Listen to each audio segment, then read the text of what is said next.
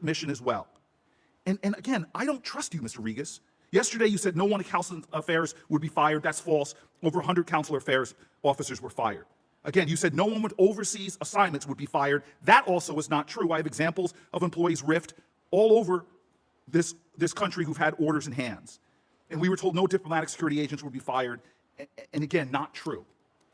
We are the United States Senate. We have an obligation for oversight, and you showed over the House hearing that even your statement. Senator Booker. Yeah, we're good. I cannot tell you how frustrated I am listening to the answers that you've given here that to me are utterly unacceptable. You know that there's a number of us who have served in executive positions. We have governors, county executive, as Coons has said. I ran a city during a recession, cut 25% from my workforce overall. I know what it means to do a RIF right, but this has been chaos. It has been cruelty. And your answers, frankly, have just lacked decency, as if you don't care about a lot of the employees whose lives have been destroyed after years, if not decades, of service. Now, I want to be very specific. Clearly, you're not standing up for people who dedicated their lives to this country, but I'm going to stand up for them. And so let's talk about some of these people in real life and what you've done. A technical security specialist who just moved all of his belongings to Pakistan. He was fired as he was heading there to ensure our embassies in the region were safe. Hours after the movers left his home, he was fired, leaving a massive security gap of this administration's making. On Friday, you fired rapid response consular officers who deployed to provide emergency services for Americans overseas. The rapid response officers you fired were both actively deployed, leaving one stranded in Colombia and the other in Ankara without access to their emails or phones and without plane tickets home. The cruelty continues. One of the officers was a veteran with 24 years of federal service who had helped Americans during the Afghanistan withdrawal and the Sudan evacuation that deserve better from you and the United States government for their service. At a time that there's a hot war in Ukraine and President Trump is claiming to try to foster a peace agreement between Ukraine and Russia, you fired the only Ukraine intelligence analyst and Russia analyst in the Intelligence and Research Bureau. You fired the executive director of the National Authority for Chemical Weapons Convention while we are trying to get the new government in Syria to locate and destroy remaining stockpiles of chemical weapons that threaten the security of that region and us. You fired human trafficking experts, including everyone with human trafficking experience in the Middle East, North Africa, and South and Central Asia, as if that is not an urgent crisis amongst humanity and for this nation. Apart from the national security implications of all of these firings, despite the cruel way that you guys executed them, the human toll is also staggering. One of the human trafficking experts you fired, showing the level of cruelty of your actions, has a wife who was just fired by USAID. She's pregnant. And now he just got fired as well. Two people trying to start their family with no income and now even their health insurance in limbo, who gave years of service to this country. You even fired all the staff at the Office of Casualty Assistance who are charged with repatriating fallen State Department personnel and their families, including those working on behalf of employees killed in the Benghazi attacks. We have a solemn and sacred duty to bring home bodies of American citizens who die while serving their countries and helping and help their families. It's a sacred obligation. Every major corporation I know, we've talked about business sector, knows the most valuable thing they can do is get a pipeline of talent and personnel. I've talked to CEOs who've told me they spend between 25% and a third of their time recruiting talent. But despite telling us that the recruitment office would face no cuts, on Friday you fired the entire recruitment division, lying to us and eliminating that pipeline of talent. To the civil service and foreign officers who are watching this right now, hoping they can get some justification for the chaos you've created, for the cruelty you've put into place, for the lack of decency, I'm going to tell those folks right now that we are going to stand up for each and every one of those folks and fight for them at a time that China is doubling down on their investments in diplomatic corps, trying to fill every void that we create. You are devastating our corps, hurting Americans, undermining our sacred mission as well. And again, I don't trust you, Mr. Regas. Yesterday, you said no one in Consular Affairs would be fired. That's false. Over 100 Consular Affairs officers were fired. Again, you said no one with overseas assignments would be fired. That also is not true. I have examples of employees riffed all over this country who've had orders in hands. And we were told no diplomatic security agents would be fired. And again, not true. We are the United States Senate. We have an obligation for oversight, and you showed over the House hearing that even your statements lack veracity. I'm telling you right now, we are in a crisis in this country if you won't come here and represent facts. And to demonstrate that cruelty, to demonstrate the level of chaos and lack of decency of this administration, all of these cuts are being done in the name of saving taxpayers' money, but we're not doing that. We literally are giving tax cuts to billionaires and racking up the biggest deficits in my lifetime under this leadership that does not have fiscal responsibility. And the best demonstration of that is allowing millions of pounds or thousands of pounds of food that were supposed to save the lives of thousands of human beings, paid for by taxpayers, to spoil on docks. How is that in any way human decency? How is that in any way showing what we stand for as a country, that we would rather watch food spoil on the docks, taxpayer money absolutely wasted, while children around this world are dying because of your inaction and that of your agency? Sir, you have not been truthful. You are showing a lack of decency to people who've given decades of service, veterans. You've upended families. This is not the way we operate. It is not the decency that they deserve. And I will stand up and fight you in every way to make sure that the people you have hurt get from this country what they deserve: respect and honor. Thank you. Senator Shaheen. Can I respond to that? Yes, you may. I am deeply distressed by everything you just said.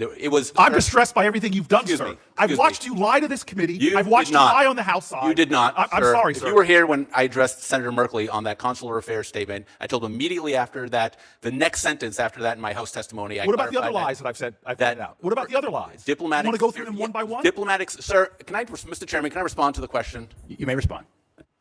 We did not let go any diplomatic security personnel that were engaged in law enforcement functions. We did not let go any consular affairs personnel who were engaged that in is a adjudicating patent passports. lie. Mr. Chairman, can Sir, I answer sir, the that is a question, patent please? lie. This is outrageous. Senator Booker, please let. Sir, what is outrageous is your behavior. So Because I will your tell failure you, to be we truthful gave with this humanitarian exceptions. Senator, please let Mr. Regas respond. Thank you, Mr. Chairman.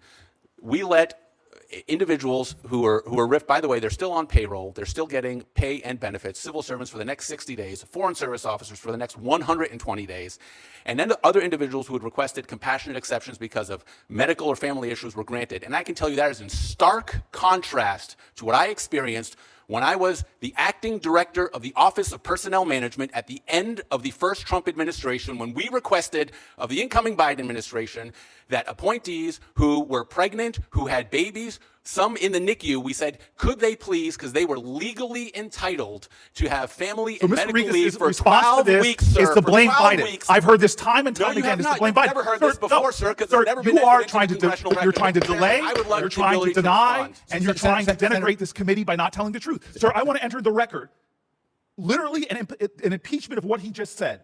May I enter into the record this document demonstrating that he did indeed fire people who were in charge of doing technical work for the security of our people overseas. You lied to this committee. I did not, and I'd sir. like I to just enter told this you. into the record. Okay, just a minute. Senator Booker, you are allowed to enter on the record. Thank you very much. So if we could, Mr. Regas, please respond, and then we're going to move on. I pointed out 4 factual errors where you lied to this not, committee. sir. I'm happy to listen to you go through each one. As I've said Senator repeatedly Booker, in this thank committee, sir. you. I just want to allow Mr. Thank you. Regas to respond, and then Senator Shaheen then has a couple more Thank questions. you. We'll wrap So, up. as I've said repeatedly during this committee, and maybe you weren't here to hear that testimony, obviously people were let go from their jobs. It's a reduction in force. We had 13 people who were let go. That does not mean the function that they performed was necessarily eliminated.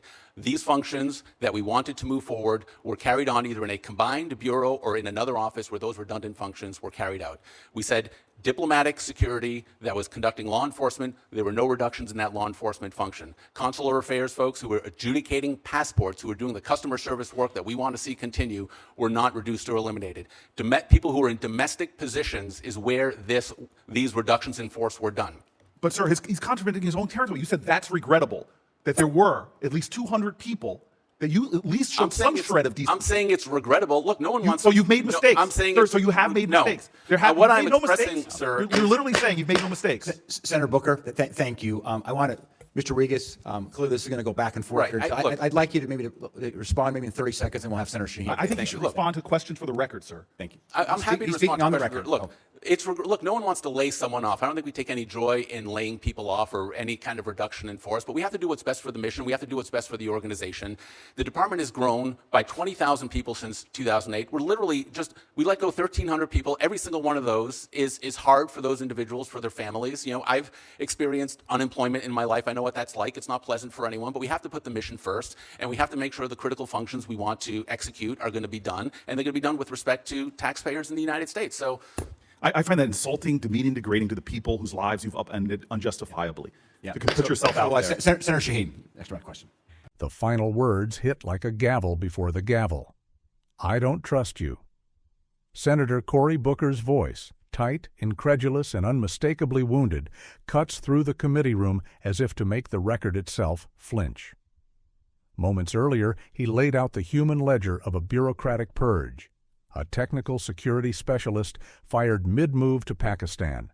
Rapid response consular officers cut loose while deployed, one left in Colombia, another in Ankara, without phones, emails, or tickets home. The only Ukraine analyst and the Russia analyst in the Intelligence Bureau dismissed in the middle of a war. The executive director overseeing obligations under the Chemical Weapons Convention let go while toxic stockpiles still threaten the region. Human trafficking experts erased from posts across the Middle East, North Africa, South and Central Asia. Even the Office of Casualty Assistance gutted. Those charged with bringing our fallen home and standing with their families in the darkest hours. What began as oversight turned into a reckoning, because oversight is sterile until someone speaks for the people inside the footnotes. Booker spoke for them, names withheld to protect their careers, but lives laid bare by consequence. He cited the pregnant wife at USAID, newly fired, her husband, an anti-trafficking specialist, fired as well. 2 public servants, 2 pink slips, 1 family suddenly unmoored. He called the process chaos. He called it cruelty. He called the testimony defending it devoid of decency. And then, with that clean, cold sentence, I don't trust you, he forced the hearing to admit what everyone could feel. Trust isn't given in government. It's earned, and it can be forfeited. We saw a clash of stories. On one side, a witness explaining reductions in force, claiming that no core law enforcement or adjudication functions were cut, that those rifted remain on payroll for 60 or 120 days, that humanitarian exceptions were granted for medical and family hardship. On the other, the senator's ledger of contradictions, public assurances that consular affairs would be untouched, then over 100 consular officers gone. Promises that those with overseas orders would be safe, then examples of the opposite. Guarantees of no diplomatic security agents cut, then documentation placed into the record to impeach those claims. Even the numbers clashed in the open air. 13 let go became 1,300 moments later, an arithmetic of confusion that erodes confidence faster than any headline ever could. This is where governance meets morality, not in abstract charts, but in the lived aftermath of decisions. The state's first obligation is stewardship, of mission, yes, but also of the people who keep that mission alive. When the only Ukraine analyst is dismissed while Russia's war grinds on, stewardship looks like neglect. When anti-trafficking staff are cut from entire regions while predators scale their operations, stewardship looks like abdication. When the office that brings America's dead home is emptied, stewardship looks like betrayal. And still, the committee heard the familiar defense. The department has grown by 20,000 since 2008. Layoffs are regrettable but necessary. The mission must come first. It's a refrain that echoes from boardrooms to briefing rooms, efficiency as absolution. But tonight the language of efficiency met the language of conscience. Booker's fury was not the theater of partisanship. It was the moral grammar of duty. He reminded the room that the mission is not an abstraction separate from the people. The mission is the people. You do not secure embassies with PowerPoints. You do not shepherd orphans and refugees with budget slides. You do not honor the fallen by laying off those who carry their names home. And then the indictment widened. waste masquerading as savings, food paid for by American taxpayers, food meant to keep human beings alive, left to rot on docks. How is that decency? He asked. How indeed. Fiscal responsibility without basic responsibility is a costume for cruelty. Numbers that don't tally to compassion are not discipline, they are a deficit of character. The American experiment rests on two thin planks, truth and trust. Truth spoken under oath, trust earned by action. In this hearing, both were put on trial. The witness pleaded mission, pleaded structure, pleaded process. Booker pleaded for the people, by title, by task, by trauma. He placed into the record not just paper, but the palpable feeling of a workforce suddenly disposable. Behind him, the shadow of great power competition loomed. He said it plainly. While China expands its diplomatic footprint, we are sawing off our own legs. Great nations do not hollow out their core competencies and then call it reform. The exchange turned raw because truth often does. The chairman asked for order. Senator Shaheen prepared her next questions. The witness tried to answer. But the lasting image is simpler. A senator leaning forward, refusing euphemism, refusing amnesia, refusing to allow mission to be weaponized against the people who give it life. I will stand up and fight you in every way, he said, to make sure that the people you have hurt get what they deserve, respect and honor. That is the American inheritance at its best. Not unbroken competence, but unbroken accountability. Not perfection, but persistence. Our institutions are strong when the most powerful people in the room cannot easily obscure the most vulnerable. They are strong when hearings become more than theater, when they become a line in the sand. So let this be a line. Let it tell future appointees and present managers and anyone entrusted with the weight of public service. Your spreadsheets will be judged by the stories they leave behind. Your efficiencies will be measured by the lives they fracture. Your testimony will travel further than the walls of this room, because in a democracy, the people are always listening. And now the room empties. Papers gather into folders. The microphones cool. But the question does not fade. Do we treat public servants as expendable parts or as guardians of the nation's promise? Do we value the mission enough to protect the people who carry it through fire? If you believe, as we do, that truth must confront power and that decency must define policy, stand with us. Share this. Speak up. Demand oversight that honors service.